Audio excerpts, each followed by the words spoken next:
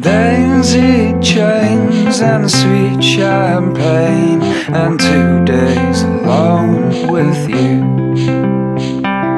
Not too far from the city by car, or maybe we can make a more romantic trip by train to the country. It's where I want to be with you for the week. Welcome back to part 2 of our series of the Apple Press build. So glad you could be here. We're going to have fun today. Glad you came along for the ride.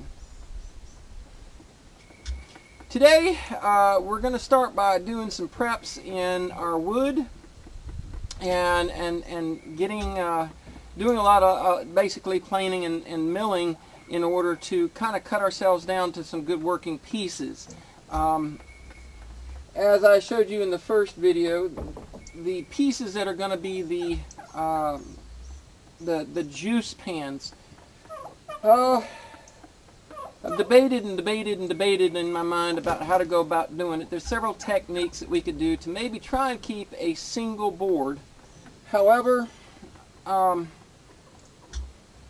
in the end, I think probably the quickest, easiest way to do it is to just to go ahead and rip the boards down so that they'll just all fit in the planer, and go ahead and plane them down, because the planer I've got is a 12.5-inch planer, and what I'm really looking for is something that's 13.5 to 14 or 15 inches wide. I want as wide as I can make it so that I can build my my pulp barrel, or my pressing barrel, is as big around as I can. It makes it easier to get more juice per pressing. So I'm going to do the best I can to get as wide a board as possible and have it flat, true, and thick as possible. And because of that issue, I think I'm just going to go ahead and rip them down into manageable pieces. Go ahead and then do some glue up on them, that should work with that. We also have the legs. Let's take a quick look at them. The legs that we're going to need to mill up. Now I pulled out all of them that I need, all of them that I have, because I want to go ahead and plane all my stock down at once and get some basic cleaned up dimensions for other projects as well. But when you look at the amount of material that we need, so all of these are 3 inches plus. Get the tape measure here. That's right at 3 inches. That's a hair under. That's a hair over. It's at 3 1/8. 3 1/8. I tried to get them all. I think that's going to be under 2. That's under. Oops. Show you. Let me show you instead of looking at it myself. That's under. That's under. That's dead on 3. And then these two over here are 3 1/8, and that's 3. That's 3. That's just under 3. 2 3/4. 2 3/4. And well, 2 7/8. 2 7/8. So I'm gonna end up probably taking at least an 1/8 inch. When I go to do these, I told you it's rooster channel and cat channel. That's the way it works in my homesteading life here. When I take these down, I'm gonna lose some material. I only want to take down just enough material to clean it up. I don't want to take any more. I want them as nice and thick as possible.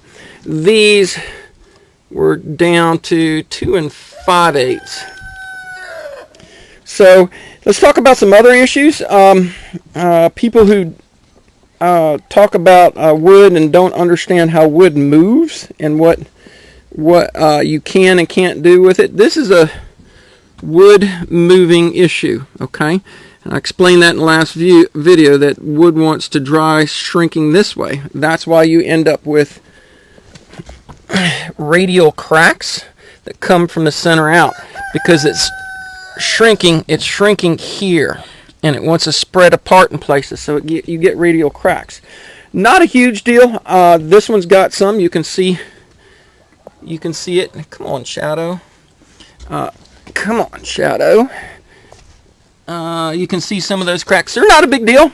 Once we get these milled down, they'll clean up a little bit, and in the end, when we get the wood finished up, it won't deter from the quality so much. I personally think some of it is character. Now, these two, you can see there was a wound. There was a wound in the tree, and it barked up. Yeah, Shadow, I see you. And I didn't see it until I opened it up, because that's bookend. So when I did the slab, you would not have known it because it was hidden in there. And then when I ripped it apart, there you go. That's what happened.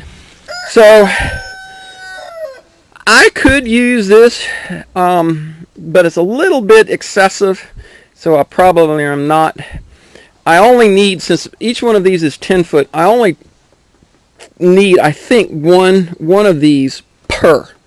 One per press, I think. And because here, all right, so you've got each of those front legs is 38 inches or 40 inches. I think it was 38. Hold on, let me check my tape measure here. Oh, we're at 40 inches, right at 40 inches. That's my memory. It's been a while. 40 inches, okay? So there's 80 inches. And the cross beams, let's look at it here. I think I've got these at 20 inches.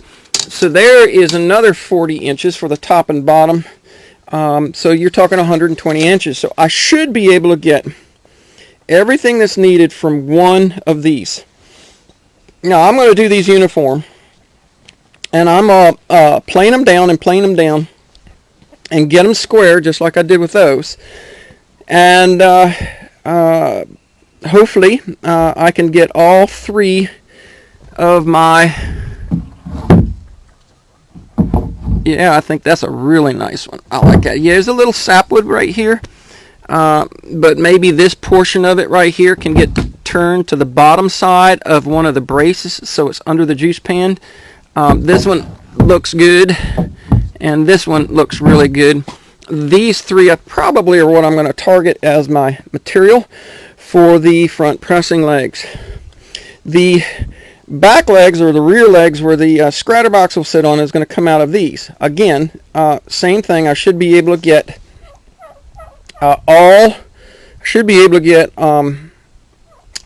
the components out of one piece per press. And you can see I cut the first one as a 2, if I can get you, 2 by 3. I got 3 1/4 inches there. And then this one is about 8 1/2. I didn't rip it because I wanted to go ahead and let it sit together, or sit in one piece until I got it planed. It makes it easier to plane. It's a lot heavier to deal with, but anyway, so I've got what will be 1, 2, 3. Once that's ripped, there will be 3 of them here. I don't need the full 10 foot. I'll only need the 2 front legs, and like I said, you can see why I want to go with the bigger material. I'm going to like having a bigger. Now this is going to come down some once it's plain, but I'm not going to take that much wood off of it. But I'm going to like having a bigger, closer to a 2x4 leg. The first several of the apple presses that I did in Montana were with some pine. I used pine in some of them, and I liked it. So the front legs were 2x4s, and it still allowed me enough room to get some detail work, like having the chamfer all the way around the edges, and then the OG on the top, which is not done on that yet, but it gave me the room I could to kind of trim it out a little bit. So these are the boards. I'm going to do some planing up on these. I got to run all these through.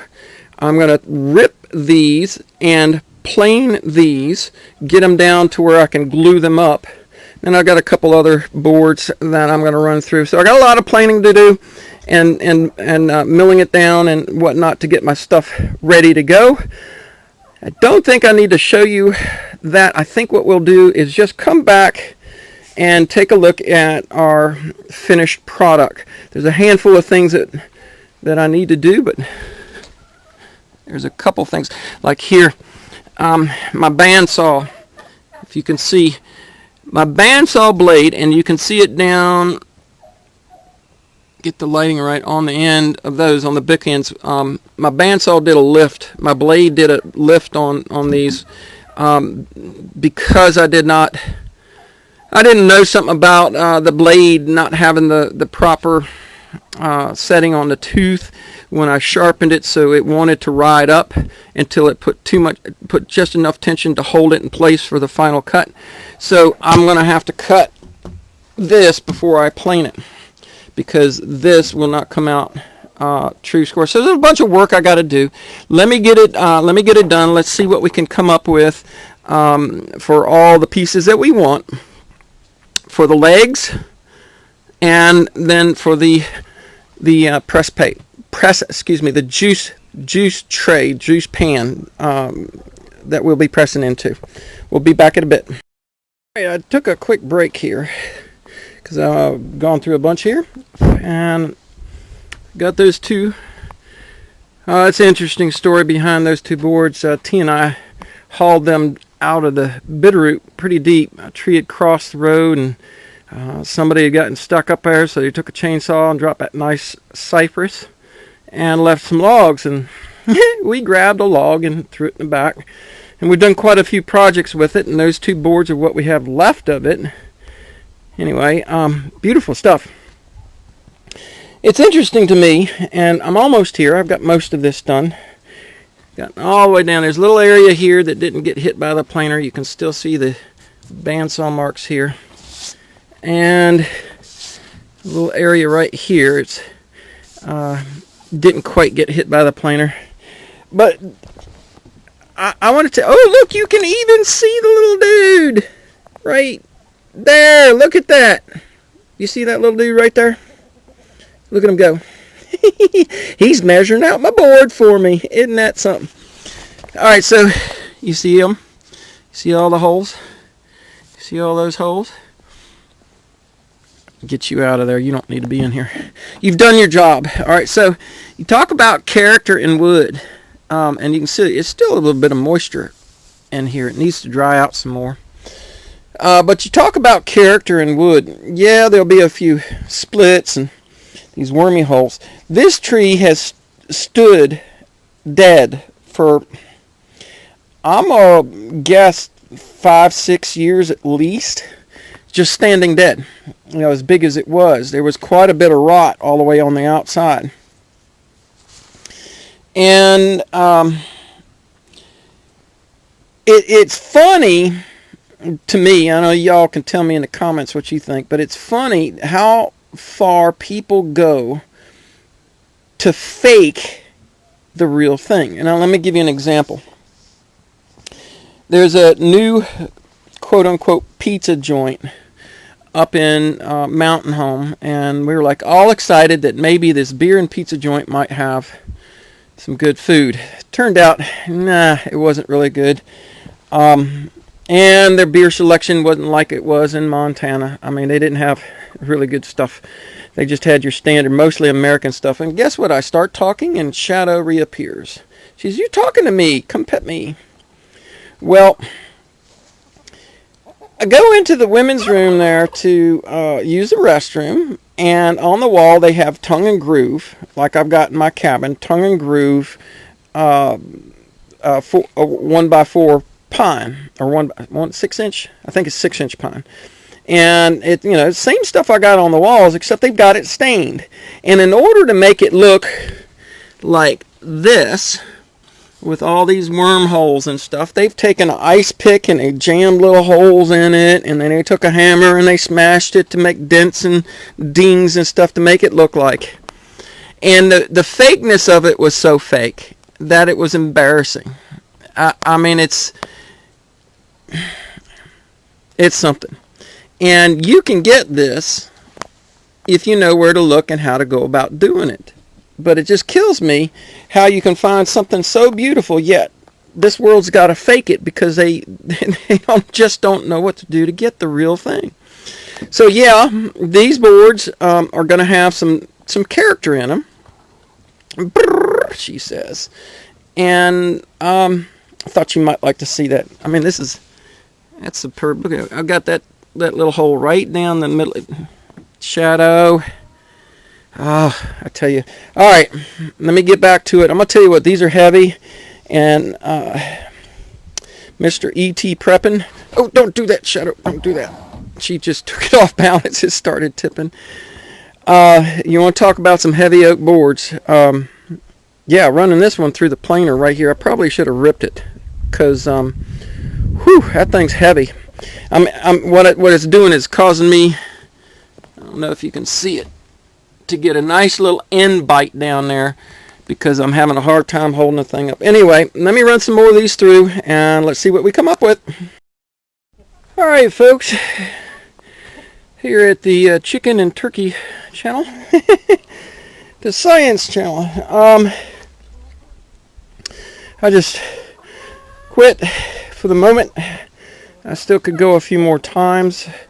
So in order to do this and to get these good and true, the first thing I had to do was run the high side through there first to try and get it down. And then as I got down further and further and started meeting more wood, I would set my setting here down a little bit, and then I would run two sides, this side and then this side, and rotate it. And then I'd run both sides of each one of those, both sides, until I kept rotating and rotating and rotating. And I probably spent the last 2 hours doing this. It's extraordinarily laborious physical labor. Each one of these probably weighs somewhere in the neighborhood about 60, 70 pounds at least. It's a good deal heavier than a 50-pound bag of chicken feed. So I'm thinking 60, 70 pounds at least. And in and out, in and out, in and out. But you can see they're truing up quite a bit. This one's got a little bit of a bite in it. I'm not quite square on it. And there's a slight bow in it. It's hard to see them in the camera. But they're looking really spectacular. Very spectacular. I want to be careful of how much I take off. Where's my tape measure here? So I'm down to just under 2 7/8. All right, so here's the thing. I want to leave as much meat in there as possible. You know, where's the beef? And I'm going to be, you know, the old commercial, where's the beef? So here's the thing. We got some strong wood. I want to stay a little bit bigger than the one I did here. I didn't quite like that. I want it beefier. The reason is this. For the upper beam, which will be the short piece here, I'm going to have to drill a clearance hole for 1 1/8 inches. So it's going to be just slightly larger than 1 1/8 inches for the press screw to go through that board, which means I'm going to reduce the width. I'm going to reduce the actual physical strength of this board just a little bit by doing it. Or not a little, but quite a bit actually. But that's why I'm going to band it in steel so that I have a good snug hold on the thing. But you would not believe the incredible amount of pressure that you can put on the apple pulp as you're squeezing the juice out. So this thing's got to be pretty darn stout in order to handle it. So I feel like I just loaded about 10 pallets of animal feed at the feed store. I'm gonna tell you what, I'm hurting. I'm hurting good. But I've gotten all of those cleaned up. I have not made it to that. It's after 4 o'clock and I'm still, you know, I'm on the homestead, so I still have lots of chores to do. So I got to get these guys fed and those guys fed. And I got to get all this cleaned up and all these tools put away. and I'm whooped. So I hope you enjoyed this portion, even though there was a whole lot of accomplishment. There was a whole lot of work to get where we are at. And stay tuned for the next one, folks. If you like what you see, please hit that thumbs up, help the algos, and hit the subscription. Share it if you have friends that you know like making things, woodworking projects, kind of get it out there. Help me out a little bit. And to close out the video, there is our video bomber, Miss Shadow. Say bye-bye, Miss Shadow. She's like, I'm here. Take care, folks.